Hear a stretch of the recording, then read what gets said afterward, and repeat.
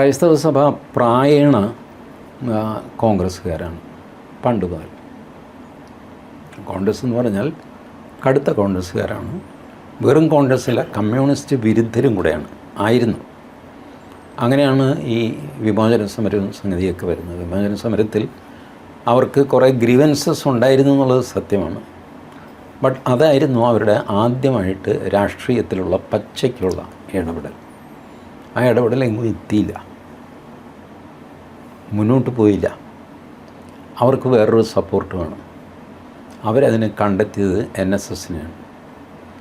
NSS സമ്മതിച്ചില്ല. മന്നത്ത് പരമനാഭനാണ്. മന്നം സമ്മതിച്ചില്ല. മന്നം കോൺഗ്രസ്സിനെ കത്തോലിക്ക കോൺഗ്രസ് എന്ന് വിളിച്ചുകൊണ്ടിരുന്ന കാലം. അങ്ങനെ തിരുക്കൊച്ചി നിയമസഭയിൽ ക്രിസ്ത്യാനികൾ ധാരാളം ഉണ്ടായിരുന്നു. അവരാണ് നമ്മുടെ 1950 ദേവസ്വം നിയമം പാസ്സാക്കി ക്ഷേത്രങ്ങൾ മുഴുവൻ റെഗുലറൈസ് ചെയ്ത് സർക്കാർ ഭരണത്തിൽ കൊണ്ടുവന്നത്. ആ ദേവസ്വം നിയമത്തെ നഖശിഖാന്തം എതിർത്ത രണ്ടുപേരാണ് മന്നവും ആർ ശങ്കറും. അന്ന് മുഖ്യമന്ത്രി Paravur T K Narayana Pillai. Paravur T K നാരായണപിള്ളയ്ക്ക് ഇതിൽ ലെജിസ്ലേറ്റീവ് അസംബ്ലിയിൽ ഭൂരിപക്ഷമുണ്ട്. ക്രിസ്ത്യാനികൾ അയാളുടെ കൂടെ നിൽക്കും. അങ്ങനെ നിന്ന് അയാൾ ആ ബില്ല് പാസ്സാക്കി എടുത്തു. കൈയും കാലും പിടിച്ചും നോക്കട്ടെ, നമുക്ക് വേണ്ട മാറ്റങ്ങൾ പിന്നെ വരുത്താമെന്നൊക്കെ പറഞ്ഞ് ഈ 3 പേര് സമ്മതിച്ചില്ല. പട്ടത്താണിപിള്ള, മന്നത്ത് പരമനാഭൻ, ആർ ശങ്കർ 3 പേരും സമ്മതിച്ചു. നിശ്ചിതമായിട്ട് അവർ ആ തിരുക്കൊച്ചി അസംബ്ലിയിലെ ഡിബേറ്റ്സ് എടുത്ത് നോക്കിയാൽ മതി. അതിശക്തമായ എതിർപ്പായിരുന്നു അതിന്. അപ്പോൾ അങ്ങനെ അന്ന് മന്നം ഇവർക്കിട്ട പേരാണ് കത്തോലിക്ക കോൺഗ്രസ്. അതുകൊണ്ട് മന്നം സഹകരിച്ചില്ല. പിന്നെ മന്നം സഹകരിക്കാവുന്ന ഒരു സ്ഥിതി വന്നു. ബാക്കിയുള്ള നായന്മാരെയൊക്കെ കൂടിയിട്ട് ചേട്ടാ അങ്ങനെയല്ല നമുക്ക് ചെയ്യണം എന്നൊക്കെ പറഞ്ഞു.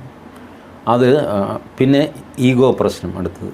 ക്രൈസ്തവ സഭയുമായിട്ട് അടുക്കുക എന്ന് പറഞ്ഞാൽ ആരെ പോയി കാണും, എവിടെ കാണും.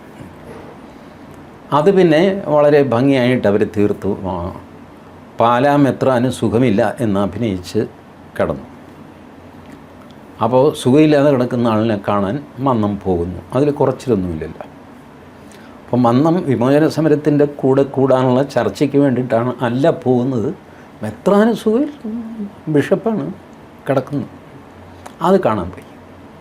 മന്നം അവിടെ ഗേറ്റിൽ എത്തിക്കഴിഞ്ഞപ്പോൾ ബിഷപ്പ് അവശനാണെങ്കിലും ഒരാളിൻ്റെ കൈയൊക്കെ പിടിച്ച് പതുക്കെ മന്നത്തെ സ്വീകരിച്ചു.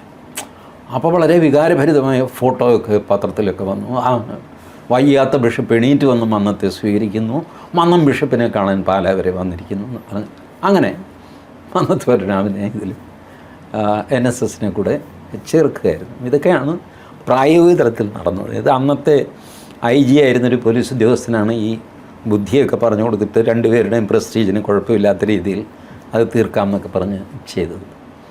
അപ്പോൾ അത് സഭ ആദ്യമായിട്ട് രാഷ്ട്രീയത്തിൽ ഇടപെട്ട സംഭവമായിരുന്നു. അതിൻ്റെ രുചി പിടിച്ച് ഈ മനുഷ്യരക്തം കുടിച്ച കടുവയെപ്പോലെ കേരളത്തിലെ ക്രൈസ്തവ സഭ പെരുമാറാൻ തുടങ്ങി.